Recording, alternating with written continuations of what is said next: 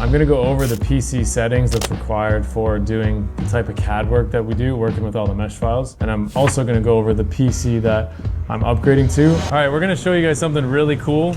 It's when you take CAD and then you apply it to a practical solution, to a big problem. And the big problem that I'm about to show you is notching tubing consistently the exact same way every time. We don't have a laser notcher. We don't have a milling setup. The design we came up with ensures perfection. This is the jig that holds the control arm. And you can see that we made an arbor that's the same diameter as the control arm. So the way that it works is these tubes need to align with each other just like this. And in order for me to cut these notches, I need to replace the tube with the notcher. This part clamps in place here, and I just put a Bessie clamp around it. This goes through here, and then I essentially notch the tube, and then I can remove the setup, and when I go to put the tube in place, it's a absolutely perfect fit, along with these tubes. And it's the exact same thing, only I take this tube, it clamps in place here, and then I run the hole saw through the tube this way. This will cut there. I'll remove it, and then when I go to put this tube in place, we have a perfect fit on both ends. So we're able to do a notch on two sides of a part, and we know that it's gonna fit because the hole saw is laying exactly where the tube is going to lay as well. I designed all this in CAD. You guys saw it on a design time months ago, and this is us using it. We've built 20 control arms, 10 sets, using this process. This one goes through this tube here. So where we put the ball joint cup, I use this dowel to align this hole saw. We machined the ball joint cups at 2 1/4, so I can cut through all the tubes with this after all these tubes are together. And this is how we notch the ball joint cup and how we install that. So all of this is done on the same jig. This is like one giant tool, but fixtured here. And then, as you can imagine, you can hold down all of the tubes using these clamps. I notched all the tubes. We're just sending them back over to get cleaned up on the ends. Of course, this isn't the most efficient way to do this. We actually are outsourcing the tubes to be laser cut. We're getting 40 sets of them laser cut, and then the tubes are gonna arrive. And essentially, the jig will only be used for welding the control arms together. Still required even if you have laser cut tubes to maintain all of your critical dimensions. But for now, in order to get the prototypes tested and working properly, this is by far the best way I've ever done a setup where I've got to notch a bunch of tubes and TIG weld things together. It's perfect every time. All of these are now ready to go over to the welding area to TIG weld and put on the rest of the parts, which we definitely need the boys to send through the new deburring machine. Let's see if they can do these parts for the boys. What thickness are you guys doing? 316. Can you run these through? Are these too small? Possibly. Just put them back in the same black box, and then put the black box in the blue bin on the table over there. I think it's like 15 seconds or something, maybe 20. You can see it here.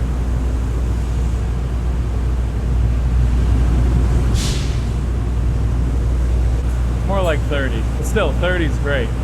Coming around here, going through the buffing. So normally the process would be put those into a sandblasting cabinet and blast them, or it would be manually grinding them.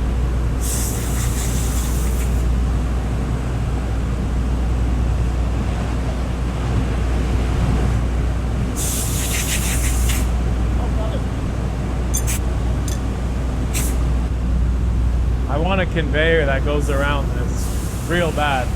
You gonna try it? So he's trying the small parts. I don't know. They seem to have held up fine, so.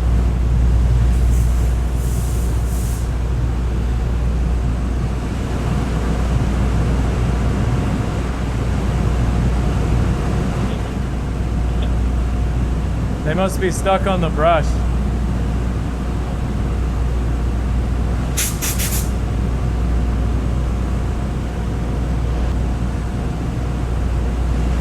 So that's done. That's double-sided. He's got to go through again. Yep. All right, so I figured I'd show you guys that. And then I designed a couple things this week. Surprise, surprise. I haven't gotten much of a chance to do that. We're going away to Florida, so we're putting these builds on park for now. This is ready for a cage to go in it. Window was just pulled. Wash the paws. Look at all the new VP stuff. Chain lubricant. This is for the rush cars. Foam and fiber filter. Dude, silicone detailing. The race cars are going to be looking real sharp this year. This stuff, which one was the crazy one? We sprayed it on like the subframe. Oh, no, it's this one. Sorry. Oh, it's the one that we used the green most one, of. Yeah, we sprayed this on the subframe that's covered in crap, and it just like melted away. Crazy. I'm gonna go over the PC settings that's required for doing the type of CAD work that we do, working with all the mesh files. And I'm also gonna go over the PC that I'm upgrading to. I haven't had any issues with this one currently. This one is gonna be for a new hire that we have coming in. This is how we usually do it. Move mine along, put the new one in here, maybe just swap the hard drive and then continue on with whatever I'm doing. So let's open up the properties of this. Jack, this is where I don't actually know a whole lot. This is the processor, 4060, storage and RAM, and then the Intel, it's i7 14700F. This is the system of this computer. It holds up to OBS running with a bunch of large mesh files while doing a seminar online. And I'm more impressed with the internet, honestly, keeping up to all of that. But I honestly have not had any glitches in terms of running my seminars and going over these designs. So right click and we go to display settings, the monitors that we're running. Not expensive monitors, pretty cheap on Amazon, but the display resolution is really what we care about when we're designing stuff. We're not playing games, so we don't need good refresh rate. But what I do need is for screen recordings. I actually got flagged on Facebook because my screen recordings were too low resolution, too low of quality.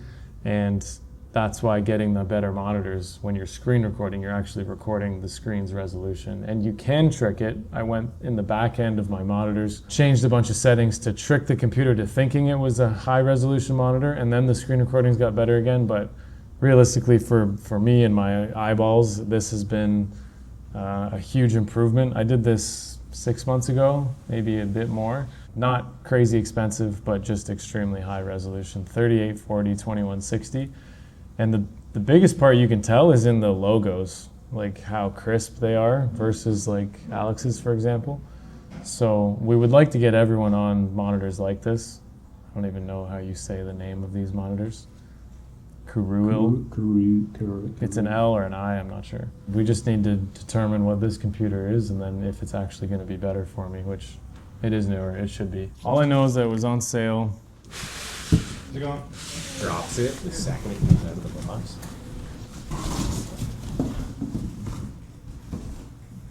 Why does it look like a fish tank? Well, that's how they make them now. I don't know. Dylan's looks the same. It's all crazy too. I don't know how easy this is to open. I don't know. Maybe unscrew these, then slide it. Actually, Smells like electronics. it's liquid cooled. I know that. What? Yeah, Looks it's like- got AN lines. Vibrant, -6. 8 fans? Yeah, 10 fans. Dude, no more overheating.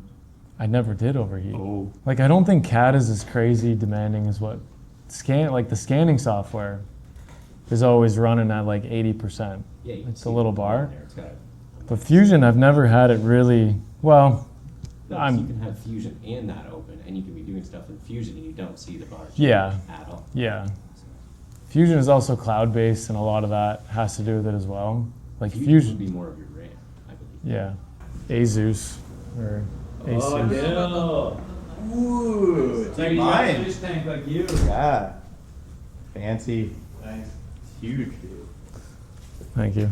Troy sent over the specs. It's a Intel i9 with a GeForce RTX 5070, AI powered. He lives in here, that's why it looks like a fish tank. And 32 gigs of RAM, 2 terabytes, and a Windows 11 Pro. So I mean, it's very similar to this one. i9's the difference, and then a 5070 versus a 4060. Needless to say, I'm not a computer expert. My lady is more of an expert than I am on computers. I just use them for what they do. Anyways, that's the computer. Those are the specs. I don't have any issues running Fusion. A lot of people message me saying, I have problems. What do you have? And they think that I know a bunch of stuff about the computers, and they also assume that I have something crazy, and I don't. We just buy these pre-built PCs, basically. This one being some water-cooled fancy fishbowl, which is all new to me. I don't run stuff like this. Anyways, let's go into the design of this subframe. Okay, so a ton of requests for S-chassis quick change mounts. Because I know S-chassis pretty well, I took a different approach to this one, offering a significant subframe reinforcement as well as a quick change mount.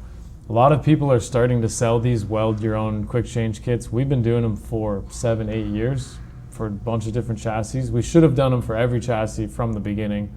Obviously we didn't do that because, I don't know, we just have access to certain things and we do it. We're gonna be more structured going forward, but this, should have had this done a long time ago. The front snout plate essentially lines up inside of the subframe itself, and then I have these weld-on reinforcement plates where I've seen these plates fatigue and break the subframes. I remember looking at Adam's S15 subframe and it had all kinds of fatigue cracks all over the place. The rear is much the same. These thinner plates, I'll just let us look inside of the subframe. In behind here, we're welding the subframe to the side mounts, and you're gonna plug weld the side mounts to the cross beam. But on top of this, we're gonna be adding these plates to further box in the rear, just to avoid how flimsy these subframes get when you start removing members. Even when you don't remove the members, they're really flimsy. So doing this is going to be a legal way to prevent subframe failure. And it also increases the frequency, rigidity, and everything that you need to have good suspension control of your car. So that was the approach on doing this design. And then I also went in to one of my design time seminars where we went over like how to cut these meshes, how to get, because this was just one full scan. I had a section in here that was filled. It no longer is. So the original subframe is still there like this. And I obviously chopped up the mesh, gave myself the cutouts and whatnot. So the complete kit looks like this. And the design intent, the design criteria, as I mentioned, was both to hold a large quick change diff, but also to strengthen the subframe. Also, I'll show you a quick shot of the jig. This is what we went over a couple of months ago, and this is the jig that you just saw me using. And it worked really well, and like I said, we've built 10 and sold 10 of these sets. All have actually been put on cars and used. They almost put them on and drove to the drag strip immediately. And some really good results coming from those guys. So thank you guys for watching. We're going on a trip to Florida. This will be posted while I'm gone. We'll see you guys in the next one.